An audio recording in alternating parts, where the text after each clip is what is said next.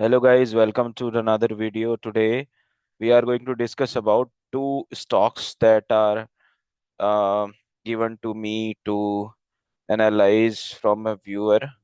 तो जो दो स्टॉक है वो है, एक तो है 20 माइक्रॉन्स और एक है दूसरा आपका विजया डायग्नोस्टिक। तो स्टार्ट करते हैं 20 माइक्रॉन से। थोड़ा फास्ट चलेंगे आज क्योंकि एक ही वीडियो में दोनों कवर करने हैं। राइट। तरीका सेम है। तो 20 माइक्रॉन्स मेटल एंड माइनिंग की कंपनी है, एनएससी बीएससी दोनों में लिस्टेड है। 175 रुपये 60 पैसे जो है ये भाव है प्रीवियस क्लोजिंग का, जो कि उसके पिछले दिन की क्लोजिंग से 5.17 रुपीज डाउन और 2.86% डाउन पे क्लोज हुआ था। ठीक है। अगर हम बात करें इस कंपनी का, तो कंपनी जो है वो 619 करोड़ की कंपनी है। इसका मतलब ये हमारी आ गई जी स्मॉल कैप के अंदर। ओके। जिसका भी मार्केट कैपिटलाइजेशन 5,000 करोड़ से नीचे का होता है वो स्मॉल कैप पे आती है। 5 रुपए की फेस वैल्यू है। ठीक है, वैसे 5 रुपए और 10 रुपए की फेस वैल्यू वाले मैं प्रिफर करता हूँ। तो फेस वैल्यू के हिसाब से तो इसको +1 में दे सकता हूँ। अगर मैं बात करूँ चार्ट पे, हम लास्ट में जाएंगे, चार्ट के लिए हम ट्रेडिंग व्यू यूज करते हैं। आ, ठीक है।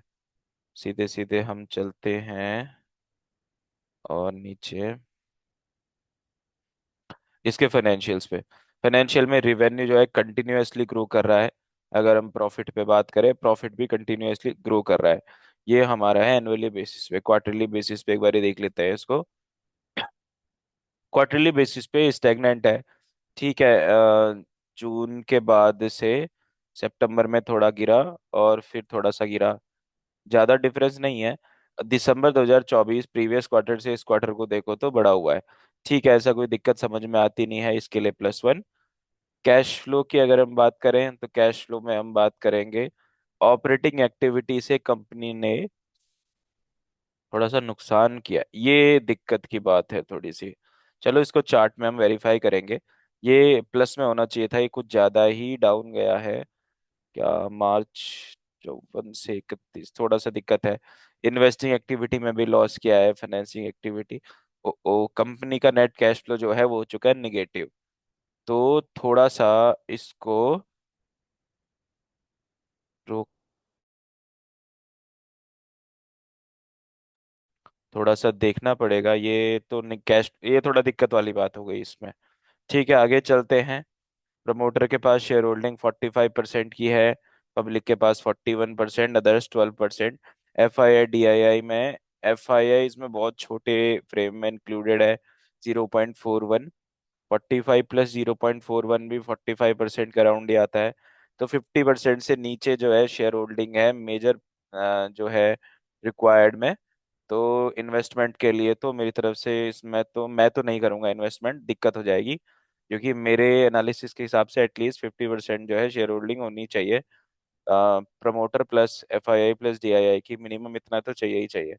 ठीक है, इसमें इसने जो है कोई भी शेयर अपने प्रमोटर ने प्लेज रखे नहीं है।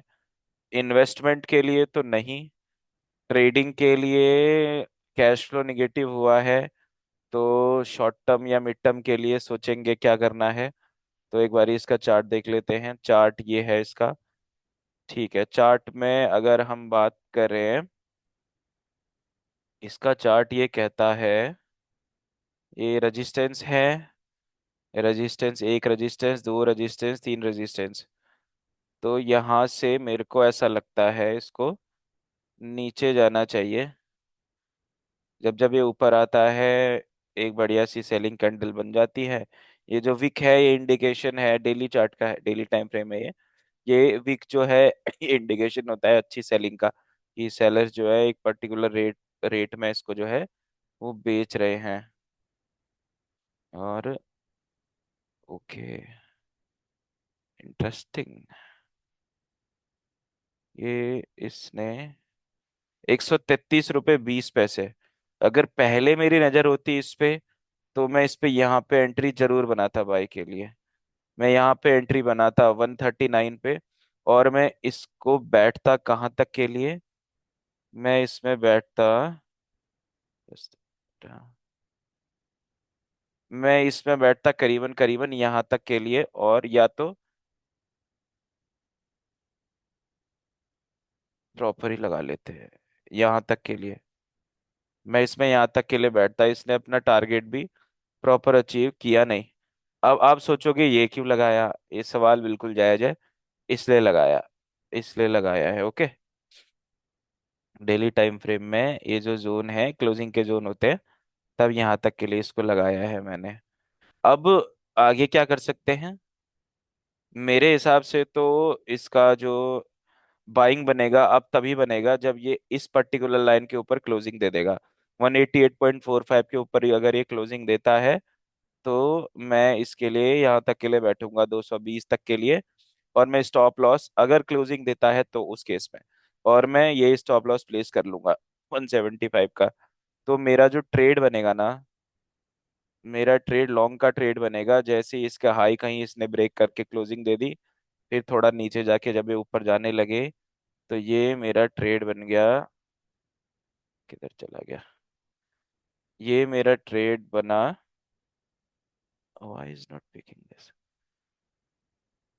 Just a minute.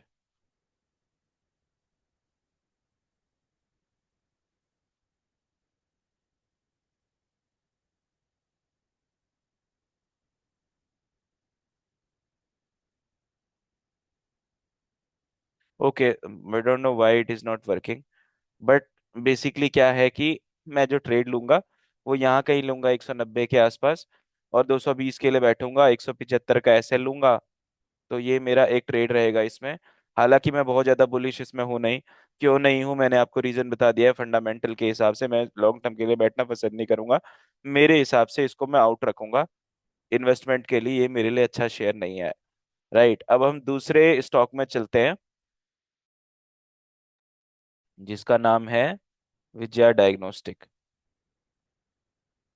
ये शेयर है Vijaya diagnostic health care industry. 10,964 crore की company. That is a mid cap company. Face value एक, इसके लिए -1। अब नीचे चलते हैं, नीचे जाके पता करें क्या सिनेरियो बने हुए हैं। ठीक है। Revenue continuously growing.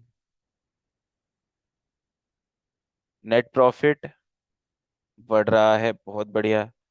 Quarterly basis पे बहुत बढ़िया बढ़ रहा है, कोई दिक्कत नहीं है।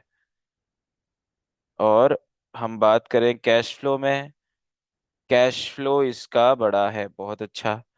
मार्च 2024 से मार्च 2025 में बहुत अच्छा इंक्रीमेंट हुआ है ऑपरेटिंग एक्टिविटी में। इसमें तो बहुत बढ़िया। नेट कैश फ्लो में जो निगेटिव 7 था उसमें 2 करोड़ जो है ये प्लस साइड पे गया है, तो ये -5 हो गया। थोड़ा हो रहा है, अपग्रेड हो रहा है प्रॉपर, कोई प्रॉब्लम नहीं लगती। प्रमोटर के पास 52% शेयर होल्डिंग है। एफआईआई के पास 13% शेयर होल्डिंग है। और डीआईआई के पास 29% शेयर होल्डिंग है। तो कुल मिला के 52, 52 और 13 आपका हो गया 65। 65 और 30 के अराउंड ये 95। अरे बाप रे, 95%! मोर देन 95% शेयर होल्डिंग जो है बड़े प्लेयर्स के हाथ में है। ठीक है। और प्रमोटर के पास भी, प्रमोटर ने 52.51% जिसके पास शेयर होल्डिंग थी, इसमें से 1.48% शेयर होल्डिंग को इसने प्लेज किया हुआ है। ऐसी कोई दिक्कत नजर नहीं आती है। तो क्या क्या दिक्कतें इसमें दिख रही हैं? एक दिक्कत इसमें दिख रही है 1 रुपए की फेस वैल्यू की। दूसरी दिक्कत इसमें दिख रही है ये नेट कैश फ्लो निगेटिव है, बट इसमें ये पॉजिटिव साइड जा रहा है। यहाँ से ये गिरा था, गिर के थोड़ा संभलने की कोशिश करी। ये बहुत अच्छा शेयर तब हो जाएगा जब इसका नेट कैश फ्लो प्लस में आ जाएगा। ऑपरेटिंग एक्टिविटी से इसने अपना जो है इसका कैश फ्लो बढ़ा हुआ है। ठीक है। तो ये चीजें ठीक है। कहने का मतलब ये है कि देख सकते हैं, इसको इन्वेस्टमेंट के लिए देखा जा सकता है। बाकी चीजों में सही जा रहा है ये। ठीक है। अब चार्ट भी काफी अच्छा बूम किया है। चलो चार्ट को तो हम ऑब्वियसली देखते हैं, हम इधर ही हैं। ठीक है। ये विजया डायग्नोस्टिक का चार्ट है। और बहुत अच्छी बाइंग आती है इस जोन के आसपास। यहाँ पे फिर बाइंग आई, जब जब ये गिरता है तो काफी नीचे बायर एक्टिव रहते हैं इसमें। इसने इसके स्टॉप लॉस यहाँ पे हिट किए और यहाँ से बढ़ने लगा। अभी करेंटली ये अपने रेजिस्टेंस के आसपास ट्रेवल कर रहा है। ये इसका एक बहुत मेजर रेजिस्टेंस है। यहाँ पे ट्रेवल कर रहा है, और इसके बाद के जो रेजिस्टेंस है, मेन रेजिस्टेंस, एक इसका ये बड़ा मेजर रेजिस्टेंस है, और फिर इसका रेजिस्टेंस ये बनता है। ठीक। एक बारी वीकली टाइम फ्रेम में देखते हैं क्या क्या है पीछे। वीकली टाइम फ्रेम में भी ठीक लग रहा है। एक मिनट। ओके। सही लगा है क्या?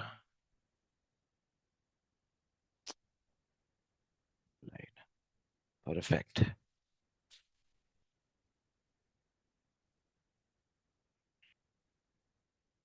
ठीक है।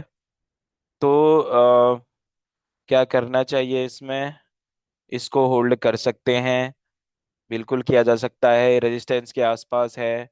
लॉन्ग टर्म इन्वेस्टमेंट के लिए प्लान करते हो तो मेरे हिसाब से तो ओके दिख रहा है। फेस वैल्यू वाला अगर हटा दें तो उसके बाद ओके दिख रहा है। और एक चीज और मैं आपको दिखाता हूँ, बहुत बढ़िया, मजा आएगा आपको ये देख के।